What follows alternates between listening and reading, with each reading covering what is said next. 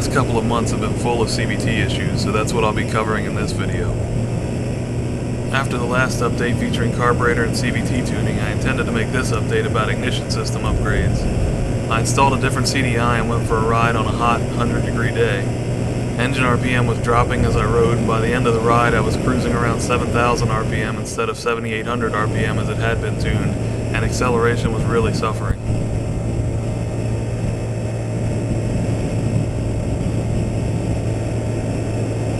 When I got home, the CVT temperature strip was showing over 170 degrees. I decided to vent the CVT cover to keep it cooler, hoping that would alleviate some of the spring fade from heat. I started by removing the snorkel and screen on the front of the CVT cover to let in a little more air. I found the clutch to be a major heat source in the CVT, so I removed the CVT cover and used a 3 3/8 inch bimetal hole saw to cut a vent over the clutch bell. I filed and sanded to smooth any sharp edges and reinstalled the cover.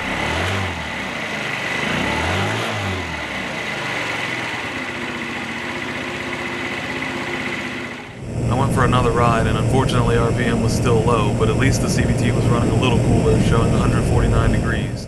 I didn't think that was too bad for a day when air temps are 100 degrees. I want to note that the temperature measured on the CVT cover does not reflect the temperature of the CVT components, which would be much hotter. Even on cool nights when the CVT cover is slightly warm to the touch, the moving parts of the CVT can burn you for a short time after riding. Since RPM was so low, I assumed that the stock Contra spring had weakened from overheating. Lighter sliders could have increased the RPM again, but I opted to replace the stock spring with a stiffer Hoca 1000 RPM spring. Since the Contra spring counteracts the sliders or rollers, I used heavier sliders to get the CVT in tune with a new spring. I found that even with RPM tuned where I wanted it most of the time, there was a shift when I got to cruise speeds.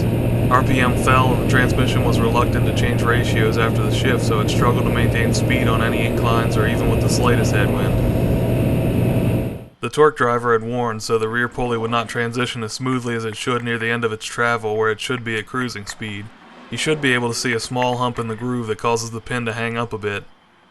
It doesn't take much to create a big change in CVT function, especially with small engines. I had the stock torque driver from another 4-stroke that appeared to be better made, so I gave it a shot. I tried tuning it with different slider weights, the stock spring, a stock replacement spring, and the 1000 RPM Contra spring. I could get the cruising speed and RPM that I wanted, but no matter what I did, there was always a wider spread in RPM than before. The RPM spread slowed acceleration and seemed to prevent me from getting much speed above normal cruising speeds. For example, I used to hit somewhere around 40 miles per hour pretty easily with a tailwind or a decline, but now the same wind or hill would only push the scoot to about 35 or so. I took a closer look at the TaoTao torque driver and the other. The angle of the grooves in both were about the same, around 41 degrees, but the TaoTao's grooves were 1 millimeter longer. Additional checks revealed that the Tao's torque driver would open further to allow for greater belt travel and potentially more speed. At that point, I dug out an NCY torque driver that I had. It has the same amount of travel as the TaoTao's torque driver. It has 2 sets of grooves, one set at 37 degrees and the other at 40 degrees. Steeper angles will provide more resistance to opening the pulley and allowing the belt to transition through ratios, which may be good for lower powered setups. Lesser angles will have the opposite effect and usually work better with more powerful engines. There's a sweet spot somewhere in there that will work along with the other components of the CVT to keep RPM steady. Ideally, we'd like to see the CVT work in a very narrow range of RPM that corresponds with the engine's peak output, but that's not easily achieved. I got a tighter RPM spread during acceleration and cruising using the NCY and the 40-degree grooves with 4.5 gram sliders and the Hoca 1000 RPM Contra spring. When I took a long test ride, cruising was pretty much on target, averaging 33 to 34 miles per hour at about 7,800 RPM. Before I made it home, revs dropped by about 200 RPM, acceleration slowed, and the scooter felt like it was under more load. I found that the torque driver was not sealing well and slung some grease out, so I swapped seals and cleaned the entire CVT. Then I did a couple of test runs to reevaluate the choice of groove angles in the NCY torque driver.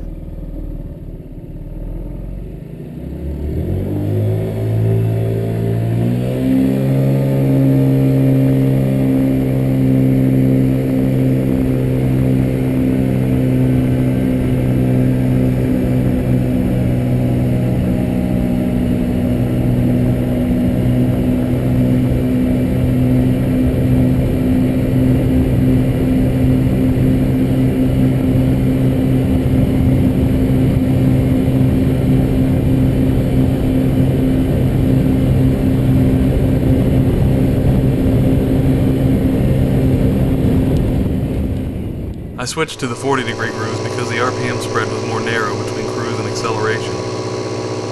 I took a ride and everything seemed alright at first, but it felt like the engine was under more load than normal and there was a strange resonance. Then it started acting like the clutch wasn't working properly at times when I accelerated from a stop.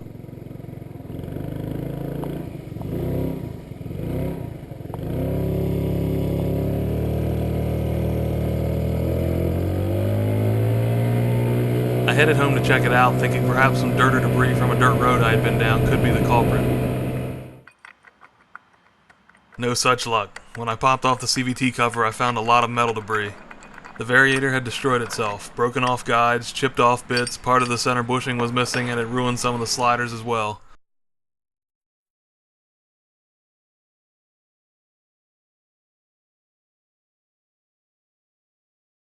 I cleaned the rest of the transmission and ordered a new stock replacement variator and another set of sliders.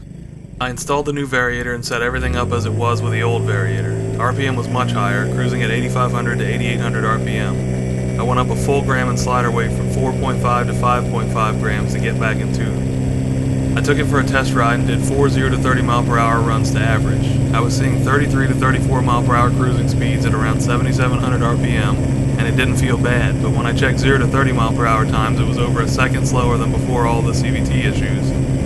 I tried the stock replacement torque driver again, and that was much worse, taking over 23 seconds on average to reach 30 miles per hour, so I went back to the NCY. At this point, I was looking for a reliable and consistent setup so I could try other mods and not worry about the CVT tune. I bought a Hoca ball bearing Contra spring base to try. I wasn't sure what to expect as far as performance, but reducing friction and the heat it creates sounded like a good idea. Installation is fairly simple. There's a base that replaces the stock torque driver cover or spring base. I used RTV to seal around the bottom since the Hoca fit more loosely over the seals on the NCY torque driver. Initially I just sealed the bottom with red RTV. I've since started sealing the bottom and the inside just above the top seal with Permatex Ultra Gray RTV.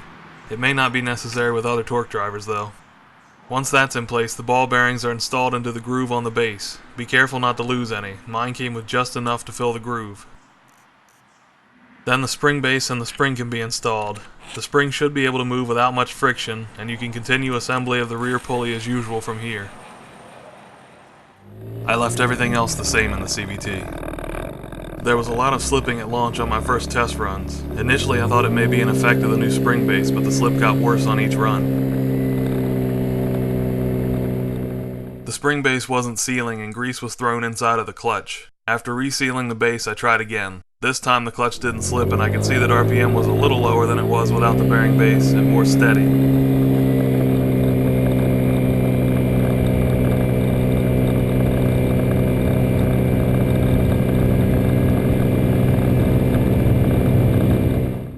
I changed to 5.25 gram sliders to get the revs up.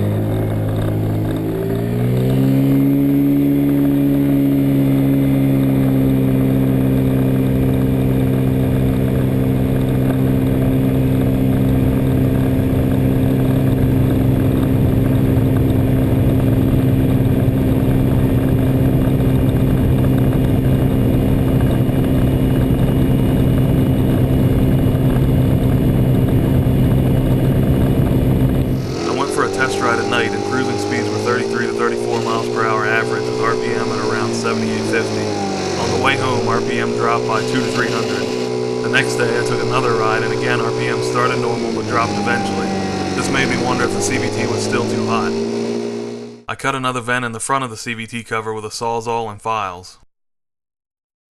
I tried another nighttime test ride and again everything went well for a while. I got into town and the clutch started slipping bad, so I headed back. Cruise RPM raised to around 8,300 on the way home. The torque driver had thrown grease all over the transmission again. It had done it another time since the first time I mentioned it as well. I liked the more narrow rev range with a Hoca ball bearing base, but it was not worth the constant cleanup and resealing that I experienced, so I went back to the standard base. I left the lighter 5.25 gram sliders in that worked with a Hoca base, and revs were a bit higher, but it seemed to do well that way. I took a 30-mile ride and averaged 33 to 34 miles per hour at 8,000 RPM, and it remained consistent for the whole ride. My goal was still to find a setup that would not change for at least enough 30-mile test rides that I could try out a few CDIs and ignition mods. For that reason, I took another ride with no changes to see if there were any major deviations. Speed, acceleration, RPM, and fuel economy all look good on both rides. I swapped in an aftermarket CDI and again took a 30-mile ride for comparison to the stock CDI. All was well at first, but once again RPM dropped during the ride. It was cruising at 7,800 RPM, which wasn't bad, so I left it alone hoping perhaps it would just settle as it was if I left it alone instead of retuning it as I had in the past. The next night I rode again without making any adjustments. Nothing changed for that whole ride, so I swapped in the stock CDI for another test ride. Again, everything went as I had hoped. I swapped in a different performance CDI and rode another 30 miles without any unexpected changes. Finally, I may have a reliable setup and good results to compare. I put all of the CDIs in the scooter and went to a spot where I could make 0 to 30 mile per hour passes to finish up the comparison of CDIs. RPM dropped again. I did a group of test runs anyway, but the times were all slow. Not only was RPM getting lower, but the spread in RPM was becoming greater. I cleaned and checked every part of the CVT and switched to 5-gram sliders to get RPM where I wanted it again. I went on test rides with different CDIs over the course of a week. Everything looked good. I went out to do the 0 to 30 mile per hour runs and RPM was lower right off the start, even though it was okay at the end of the last ride. I was expending a lot of effort for no result. Each time I got close to having the information I wanted, the transmission would perform different and screw it up. I didn't want to keep dropping slider weight and getting the same result over and over, so I picked up a new Hoca 1000 RPM Contra spring and an NCY 1000 RPM spring. I wanted to find out how stiff the used Hoca spring was compared to the new one, and see where some others stacked up as well. I bought a 330-pound capable shipping scale and came up with a rig to test spring load at installed and compressed heights. Installed height is where the spring would be while the rear pulley is closed. Compressed height is where the spring would be when the pulley is all the way open. I set it up in a drill press and measured the force required to compress the springs to those heights with a shipping scale. Here's what I found. First, you can see that stock springs are not created equal. There's been some fade with the TaoTao stock spring, but I don't think it would have ever been as stiff as the replacement. The Hoca spring I've been using lost 7 pounds at either end of its travel compared to the new one. The NCY 1000 RPM Contra spring is stiffer than the comparable Hoca spring when installed, but transitions to the same stiffness when compressed. I'm a bit confused as to why the 1500 RPM Hoca spring is softer than the 1000 RPM version at installed height and only reads 1 pound more compressed. I haven't tried the 1500 RPM spring, but it should be almost equal to the 1000 RPM spring by these numbers. I stuck with my original plan to try the NCY Contra spring, hoping it may wear more slowly. The ball bearing base that I used earlier did seem to lower tension on the Contra spring, and I thought that may be beneficial for longer spring life. There are some other brands of spring bases, but I wanted to see if a cheaper option would work. I used BBs to fill the stock Contra spring base. The BBs had room to move more than I would have liked. They also allowed the spring to move because it was no longer in the groove of the spring base, but I tried it anyway. I used 5.5 gram sliders to get in tune with the new Contra spring and BBs. Unfortunately, the BBs didn't seem to smooth out the transmission in the same way that the ball bearing base did, and I didn't get a very narrow RPM spread. I went on test rides for all of the CDIs and did 0 to 30 mile per hour passes without RPM dropping off. It only took 2 months to find a combo that would remain consistent for 150 to 200 miles. Here's how I did with a stock CDI.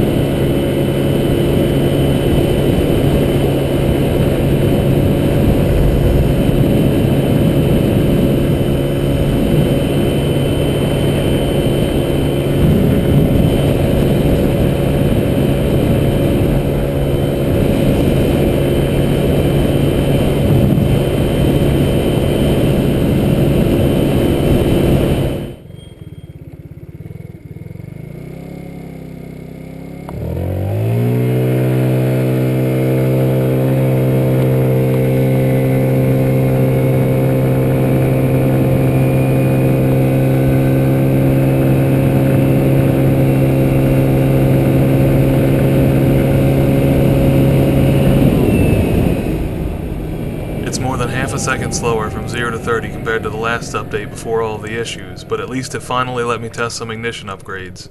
Those will be covered in the next update. Subscribe so you don't miss it, and please like this video if you enjoyed it or learned something from it.